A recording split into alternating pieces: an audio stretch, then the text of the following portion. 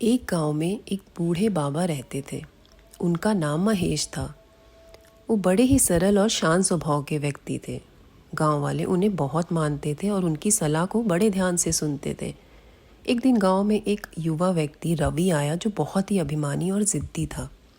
रवि ने गांव में सभी से तर्क वितर्क और बहस करना शुरू कर दिया। वो किसी की भी बात मानने के लिए नहीं तैयार था। उसकी आदत थी कि वो छोटी छोटी बातों पर बहस करने लगता था और दूसरों को अपमानित करने में उसे मज़ा आता था। गांव वाले महेश बाबा के पास गए और बोले, बाबा, रवि हर किसी से बहस करता रहता है। हम सभी परेशान हो गए हैं, कृपया कुछ करें। महेश बाबा ने शांतिपूर्वक उत्तर दिया, रवि के साथ बहस करने का कोई लाभ नहीं है। हमारी चुप्पी ही सबसे अच्छा उत्तर है। अगले दिन रवि गांव के चौराहे पर खड़ा था और लोगों को चुनौती दे रहा था। लोगों ने महेश बाबा की सलाह मानते हुए रवि के साथ बहस नहीं की।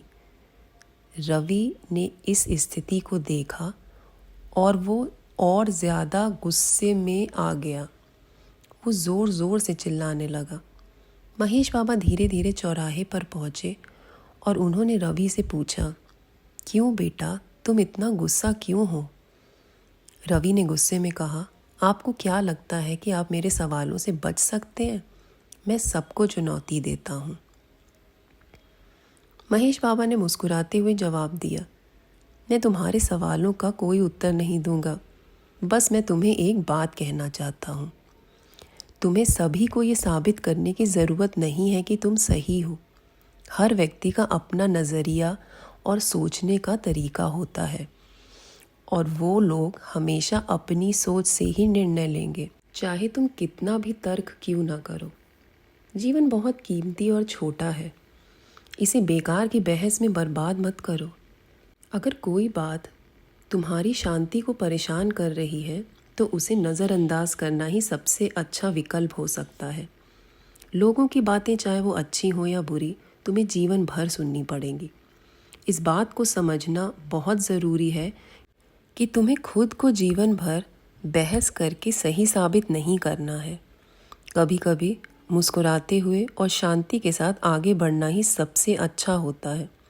अपने मन की शांति बनाए रखने के लिए और किसी को सफाई देने की ज़रूरत महसूस किए बिना बस अपनी राह पर चलो।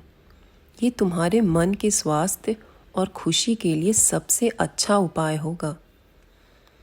रवि ये सुनकर गहरी सोच में डूब गया।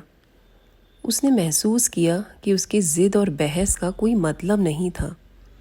धीरे धीरे उसने अपनी आदतों को बदलना शुरू किया और गांव वालों से अच्छे रिश्ते बनाने लगा। महेश बाबा की चुप रहने की सलाह का जादू काम कर गया। ये कहानी हमें सिखाती है कि कभी कभी बहस से ज़्यादा ज़रूरी है अपनी शांति बनाए रखना और तर्क से दूर रहना।